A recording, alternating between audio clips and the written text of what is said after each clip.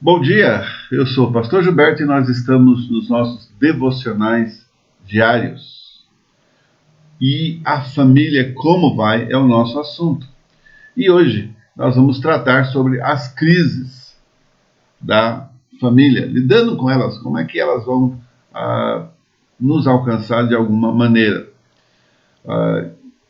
Eu quero ler o nosso texto base hoje, vai ajudar a gente a entender o que está acontecendo aqui, o que é um problema que se torna, ou pode se tornar, ou é uma crise de verdade. Nosso assunto vai ser tratado aqui em 1 Samuel capítulo 30. Nós vamos falar sobre Davi, o rei Davi, antes de ser rei, ele ainda era um foragido da justiça, né, no caso de Saul. O texto diz o seguinte aqui: ele sai em batalha e por uma situação lá, o pessoal não quer eles na batalha, eles, seus homens, e eles voltam para casa. Chamados para ir à batalha, não podem mais participar da batalha, porque o pessoal não queria, então Davi está voltando para sua casa, para seu acampamento, para a cidade onde ele estava, juntamente com os homens. Só que quando ele chega na cidade, ele se encontra com um problema. Tinham levado cativa as mulheres que lá se achavam, porém a ninguém mataram, nem pequenos nem grandes, tão somente os levaram consigo e foram seu caminho. Davi e os seus homens vieram à cidade e ela estava queimada, e as suas mulheres, seus filhos e filhas foram levados cativos. Então Davi e o povo que se achava com ele ergueram a voz e choraram, até não terem mais forças para chorar. Lembra, nós já falamos sobre esse assunto com relação a quem é a nossa família, e a nossa família não é apenas aquela família celular, a família do nosso grupo, né? Pai, mãe, tio, tia, sobrinho, sobrinha, primo, e aqui e vai, né? As relações sanguíneas. A família é todo o grupo, todas as pessoas que estão ao nosso redor, andam conosco, e elas fazem parte da nossa família. E é o que está acontecendo com Davi aqui. Quem chorou aqui? A família dele. E ele era o responsável pela família. E ele está chorando. Mas você fala, puxa, mas essa não é uma crise tão boa assim. Então eu vou terminar o texto aqui no verso 6 de capítulo 30 de 1 Samuel. Diz assim: Davi muito se angustiou, pois o povo falava de apedrejá-lo. Quem é o culpado? A gente entra numa crise, a primeira coisa que a gente quer saber é quem é o culpado, né? Todos estavam em amargura, cada um por causa de seus filhos e de suas filhas. Então Davi está vivendo uma crise, e essa crise foi provocada por uma situação que ele não podia controlar. Então, o que é uma crise? Uma crise, ela é uma sequência de eventos que tem uma tendência de provocar e determinar os eventos futuros. E, na verdade, todo mundo experimenta momentos de crise, eu e você. E não é uma crise só. Pode ser uma crise simples, uma crise que não tenha tantas influências ou traga tantas consequências, mas nós vamos ter crises a vida inteira. Agora, o que vai acontecer comigo e com você é que essas crises podem te tornar mais fortes ou te tornar mais fracas. Por quê? Porque não é a crise em si que vai definir isso. Na verdade, não é o que acontece, não é a crise em si, mas é como lidamos com a crise, com o que acontece. Como é que reagimos nos momentos de crise? Vai determinar se vamos nos fortalecer ou nos enfraquecer. O que fazer e o que não fazer numa crise. Então nós precisamos lidar com essa questão, assim como Davi teve que lidar. Maneira errada de lidar com a crise. Primeiro, negar que a crise exista. Nós estamos num momento de crise no nosso país. Essa Covid-19 está incapacitando cada um de nós a manter uma vida comum, normal, como a gente vinha vendo. E eu acho que nem nos piores sonhos você imaginou uma coisa dessa. Nem nos piores filmes de pandemias que tem na televisão você imaginou que isso podia estar acontecendo com você e com a sua família? Eu não vejo minhas netas pelo menos há quase 2 meses. E eu não sei quando as verei, poder tocar nelas e abraçar e beijar e chorar com elas. Não sei quando. O problema existe, ele é real. Eu não posso fingir que o problema não existe.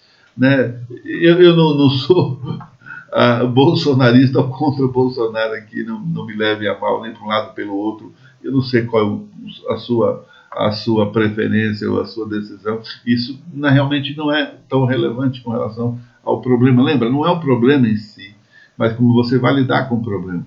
Então, eu não posso fingir que o problema não existe.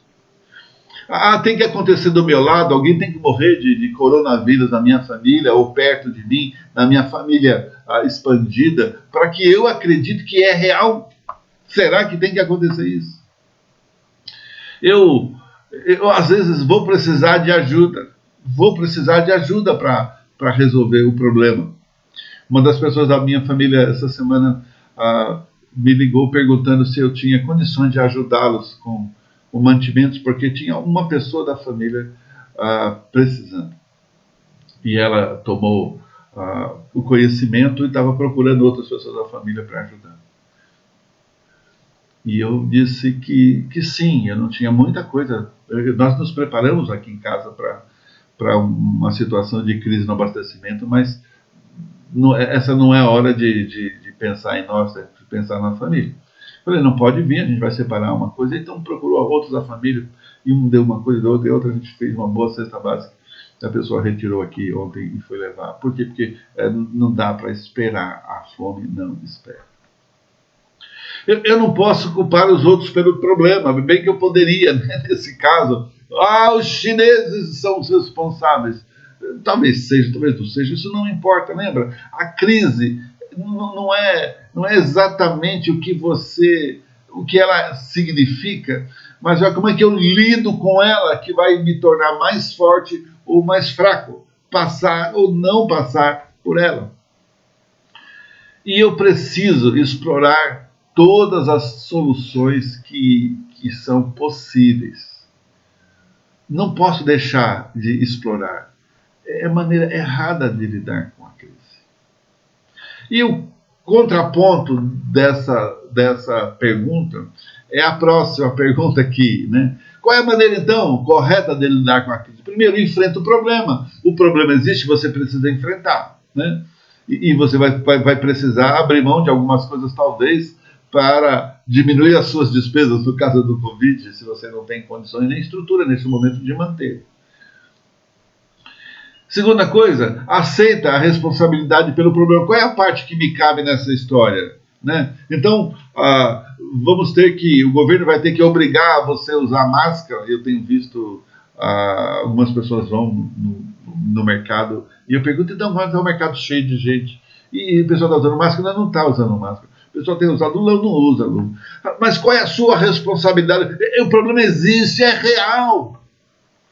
Quantos tem que morrer para a gente entender isso? Não é?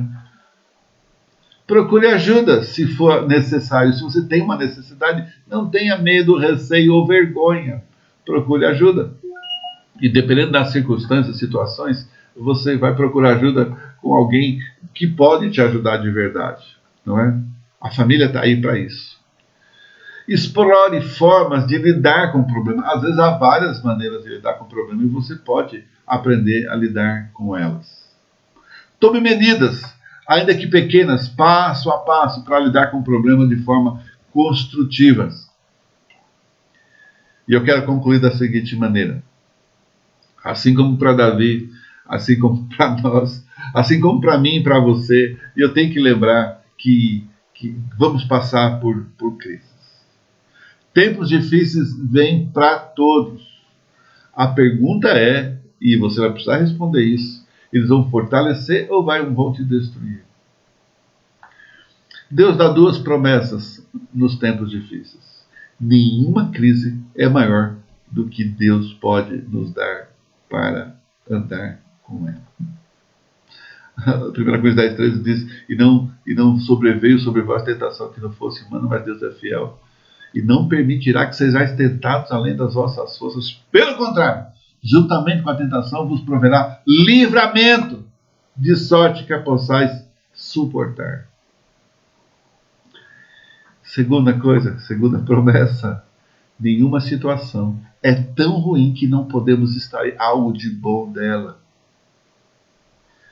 Romanos 8:28 diz, todas as coisas cooperam para o bem daqueles que amam a Deus, daqueles que foram chamados segundo o seu propósito, daqueles que confiam nele. Então, meu irmão, minha irmã, é muito importante que você aprenda realmente a lidar com as crises, porque elas são reais e elas existem. Que Deus te abençoe, te dê sabedoria, que a graça do Senhor te alcance e te dê a paz necessária para os dias de crise. Lembra? Você não está sozinho. Deus te abençoe. Segunda-feira nós vamos começar uma nova série chamada Não Temas. Não temas, não temas o quê? O que a gente não vai temer? Nós não vamos temer o semelhante, o homem. Como é que isso acontece? Como é que eu faço? Segunda-feira a gente vai começar a tratar esse assunto. Deus te abençoe e até segunda.